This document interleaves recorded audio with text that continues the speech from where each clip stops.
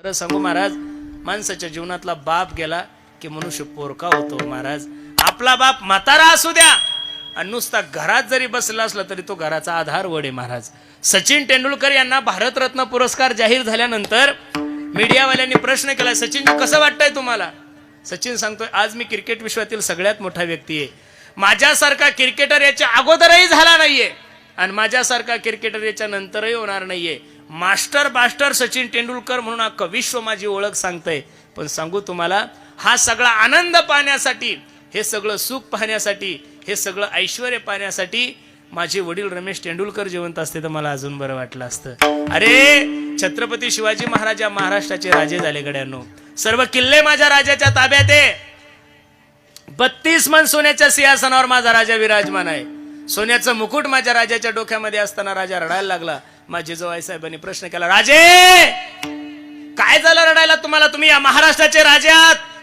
32 मन सोन्याचं सिंहासन तुम्हाला बसण्यासाठी आहे. हिरे माणिक मोती नौकर चाकर सगळ्या काही गोष्टी, मग रडता का?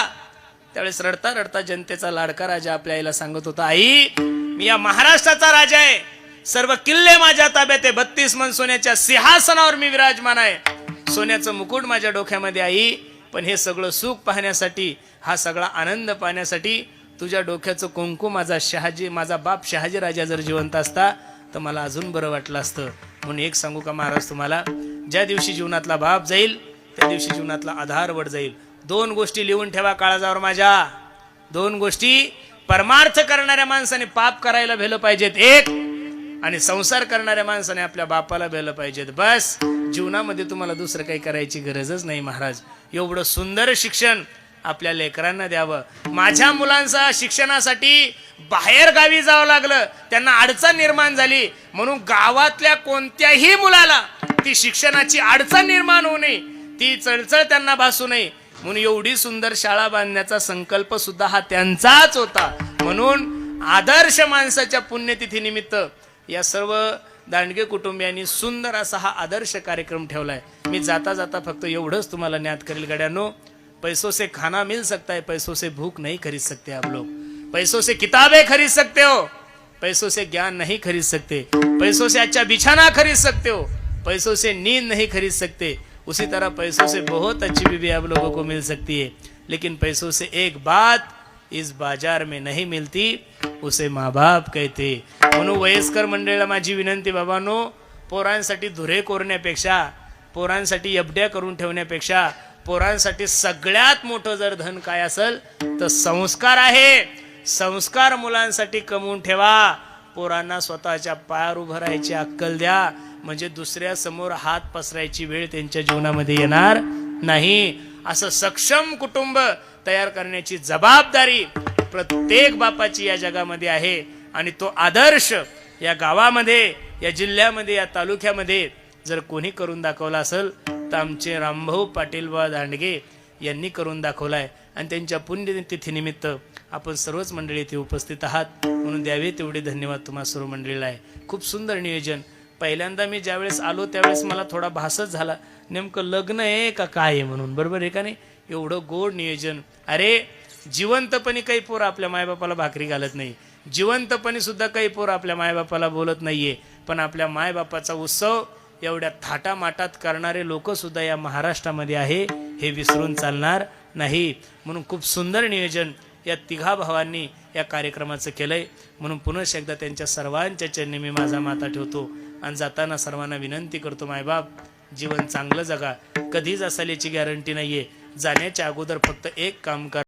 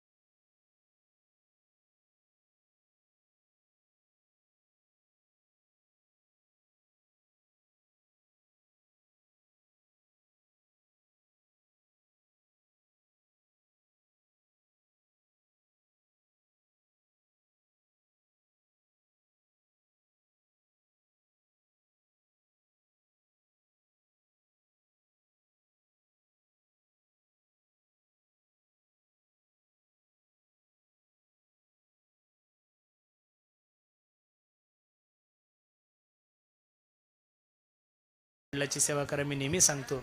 आणि मालक होण्यात काय मजा आहे महाराज, एक सांगू तुम्हाला, साखर होण्यात मजा नाही हो, साखर खाण्यात मजा आहे महाराज. साखर जर झाले तर साखरेला साखरेची काय चव होणार आहे. म्हणून लक्षात द्या, सेवा करा. सेवा करत असताना सेवेला जेवढं महत्व आहे तेवढं कशालाच नाही. दासत्व निकट हनुमंते पै केले. अख्खं रामायण पहा महाराज तुम्ही. अख्ख्या रामायणामध्ये जेवढा हनुमंताच्या नावाचा उदो उदो झाला तेवढा कोणाच्या नावाचा झालेला नाहीये. जेवढा भरताच्या नावाचा उदो उदो झाला तेवढा कोणाच्याच नावाचा झाला नाही. का? माणसाने दास झालं पाहिजेत. तुकोबराय सांगतात, ऐका ना, धन्य आम्ही जन्म आलो आणि दास विठोबाचे. विठोबाचे दास व्हा. आणि विठोबाचे जर दास झाले तर संसाराचे दास होण्याची गरज पडणार नाही. हे जीवन जगत असताना, या जीवनाची वाटचाल करत असताना कोणाला काय होण्याची अपेक्षा आहे, कोणाला काय होण्याची अपेक्षा आहे, पण पद सुद्धा असं घ्या की त्या पदावरून तुम्हाला कोणी हकललं नाही पाहिजेत महाराज. तुम्ही किती मोठे पदाधिकारी व्हा, तुम्ही देशाचे राष्ट्रपती व्हा, पण कधी ना कधी तुम्हाला माझी हा शब्द लागणार म्हणजे लागणार. पंतप्रधान व्हा, माझी लागणार. आमदार व्हा, खासदार, कोणतंही पद घ्या, त्या पदाला कधी ना कधी गच्छंती आहेच. पण जीवनामध्ये एक पद असं आहे, सच्चिदानंद पदवी घेणे. आणि सत चित आनंद हे तिन्ही स्वरूप माझ्या भगवान परमात्म्याचे. आणि त्या भगवंताच्या पदाला आरूढ व्हा. आयुष्याच्या साधने सच्चिदानंद पदवी घेणे. सत म्हणजे अविनाशी, जे कालही होतं, जे आजही आहे आणि जे उद्याही आहे, त्याला सत्य म्हणतात. सत्य तू सत्य तू सत्य तू विठ्ठला. सत्य साच खरे नाम विठोबाचे. आपण कालही नव्हतो आणि उद्या रासाल काही सांगता येत नाही. म्हणून आपण जाणारे आहोत. म्हणून सच्चिदानंद पदवी घेणे, आयुष्याच्या साधने सच्चिदानंद पदवी घेणे. धन्य आम्ही जन्मालो, दास विठोबाचे झालो. विठोबा रघुमार जय जय. मी दररोज कीर्तनातून सांगतोय, एका माणसाची डोक्याची सीर ब्लॉकेज झाली महाराज. मग संभाजीनगरच्या सगळ्यात मोठ्या महागड्या हॉस्पिटलमध्ये त्याला भरती केलं. 4 तास ऑपरेशन झालं. ऑपरेशन थिएटरच्या बाहेर ज्यावेळेस त्या म्हाताऱ्याला काढलं त्यावेळी डॉक्टरने बिल 25 लाख रुपये काढलं होतं. जुनं म्हातारं होतं, 70, 75, 80 वय होतं त्याचं. ते बिल पाहिल्यानंतर म्हातारं जोऱ्या जोऱ्यात रडायला लागलं, ढसाड रडायला लागलं. डॉक्टर माळकरी होता, डॉक्टरला दया आली. ओ बाबा ऐका ना, ते बिल जर तुम्हाला थोडं जास्त वाटत आलं तर त्यातले मी 10-5 लाख रुपये कमी करतो, फक्त तुम्ही रडू नका, तुम्ही माझ्या आजोबासारखे दिसतायत. म्हातारा हसलं, डॉक्टरला सांगतं, वेड्या, अरे मी संभाजीनगरचा आहे रे. समृद्धी महामार्गामध्ये माझी 12 एकर जमीन गेली. त्यात काही डाळिंबाचे झाडं होते, काही आंब्याचे झाडं होते. 4-5 विहिरी लोकांच्या सांगण्यावर मी खंदून ठेवल्या होत्या. खूप पैसा काढला, मी ताण नको घेऊ. 6 ते 7 कोटी रुपये बॅलन्स आहे माझ्या खात्यावर. हे बघ, तू 50 लाख रुपये जरी बिल काढलं असतं तरी मी 2 मिनिटात ते बिल पे केलं असतं. एवढा श्रीमंत मनुष्य. डॉक्टराला आश्चर्याचा धक्का बसला. बाबा, एवढे जर तुम्ही श्रीमंत आहात, एवढी जर तुमच्याकडे प्रॉपर्टी, एवढे जर तुम्ही खानदानी आहात, तर ते 25 लाख रुपयाचं बिल पाहून तुम्ही रडता का? त्यावेळेस म्हाताऱ्यानं रडता रडता डॉक्टरला उत्तर दिलं, डॉक्टर, अरे 4 तास आयुष्यामध्ये माझं शरीर सांभाळलंय तू, तर माझ्या शरीराचं मेंटेनन्स 25 लाख रुपये काढलं. वेड्या, वयाच्या 85 वर्षापर्यंत माझ्या देवानं मला सांभाळलं, पण रुपयाचं सुद्धा मेंटेनन्स घेतलं. ही जीवनामध्ये कधीतरी कळलं पाहिजे. अरे, घरपट्टी जर नाही भरली तर तुम्हाला ग्रामपंचायतला उभं राहता येत नाही. हा ग्रामपंचायतचा GR आहे ना पेरे पाटील. वा वा वा. अहो, तुमच्यामुळं महाराष्ट्राला ग्रामपंचायती कळाल्या नाही तर ग्रामपंचायतच लोकांना माहिती नव्हती महाराज. वास्तविक महाराष्ट्रात नाही, जगातलं सगळ्यात हलकट निवडणूक म्हणजे ग्रामपंचायतची. खाता तर काही येत नाही आणि लोक भांडणं केल्याशिवाय राहत. एखादा सरपंच झाला आणि त्यानं 500 एकर जमीन घेतली, एखादा माणूस तुम्ही दाखवा, हा सरपंच होऊन त्यानं 10-5 एकर विकली, अशी मी तुम्हाला नावाने सांगू शकतो. माझी आई 1,500 सरपंच झाली होती. किती? 1,500. फक्त 2 वेळेस चहा पाजला होता. महाराजाची माय म्हणून लोकांनी सरपंच केलं होतं तिला, बहुमतानं सरपंच केलं, पण तिला काहीच कळत नव्हतं. सही सुद्धा मी शिकवली होती. म्हणलं, माय तू अशी अशी सही करत जाय. एक तर काही खाता येत नव्हतं आणि खाऊ देताही नव्हती. मीच राजीनामा घेतला. म्हणलं, तू सही कर आणि देऊन टाक. एक तर तुलाही खाता येत नाही, दुसऱ्याचं पोट दुखतं. ज्याचा त्याचा तो व्यवसाय, ज्याला त्याला जमत नाहीये. ठराविक काही लोक आहे महाराज की त्यांनी ग्रामपंचायतला सुद्धा आदर्श नाव मिळवून दिलं. नाही तर ग्रामपंचायतकडे बघण्याचा लोकांचा दृष्टिकोन चांगला नाही हो महाराज. म्हणून मी तुम्हाला एवढंच सांगत होतो, ज्या जगाच्या मालकाने तुम्हाला जन्माला घातलंय त्या जगाच्या मालकावर विश्वास ठेवा आणि त्याच्यासाठी वेळ काढायला शिका. बाकीच्या जेवढ्या काही गोष्टीला तुम्ही जीवनामध्ये प्राधान्य देतात ना महाराज, हे सगळे नाते, हे सर्व संबंध, हे सगळी प्रॉपर्टी, याचं सर्वांचं वर्णन करत असताना साधू संतांनी किती गोड प्रमाण खर्च केलंय. जोवळी चळण का तोवरी मनती माझा, मानती लहान थोर देह सुखाची आकाजा, इंद्रिय मावळली आला बागुल, आजा कैसा विपरीत झाला तुझी देह नव्हे तुझा. जोपर्यंत सत्ता आहे, जोपर्यंत संपत्ती, जोपर्यंत पद आहे, तोपर्यंत लोक तुमच्या माग माग फिरतात महाराज. काही लोकांचं टोपण नाव अण्णा असतं बरं. अण्णा आजारे सोडून आणि तुमच्या संभाजीनगरचे अण्णा सोडून बाकीचे सगळे अण्णा धरा. अण्णांनो लक्ष देऊन ऐका माझं. एवढं अण्णाचं वजन असतं महाराज. अण्णा ग्रामपंचायत मध्ये गेले की अण्णाला पहिली खुर्ची, अण्णा सप्त्यात गेले की अण्णाला पहिली खुर्ची, अण्णाला पहिली चाल, अण्णाला पहिला हार, अण्णाचा पहिला सत्कार. पण बसणारे अण्णांनो, लोक तुम्हाला कुठपर्यंत अण्णा म्हणतात लक्ष देऊन ऐका बरं. जोपर्यंत तुमचं अन्न चालू आहे तोपर्यंत लोक अण्णाला अण्णा म्हणतात. ज्या दिवशी त्याच अन्नाचं अन्न बंद होईल त्या दिवशी तोच अण्णा अण्णाला महाग होतो. एवढं जरी आजकालच्या अण्णाला कळलं तरी खूप झालं. जन हे सुखाचे दिल्या घेतल्याचे, अंत हे काळीचे नाही कोणी. म्हणून जीवनामध्ये दास होत असताना एक तर साधूचा व्हा नाही तर संताचा व्हा.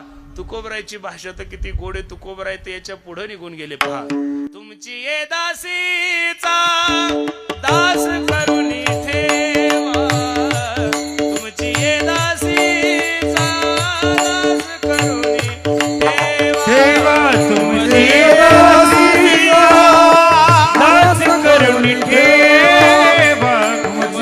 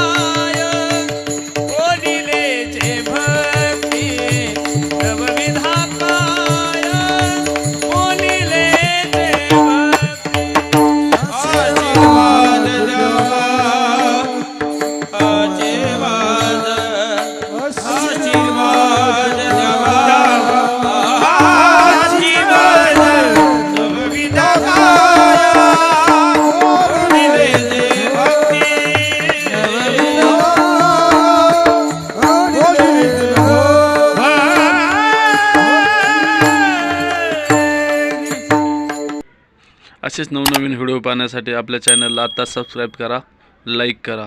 रामकृष्ण हरी मंडळी.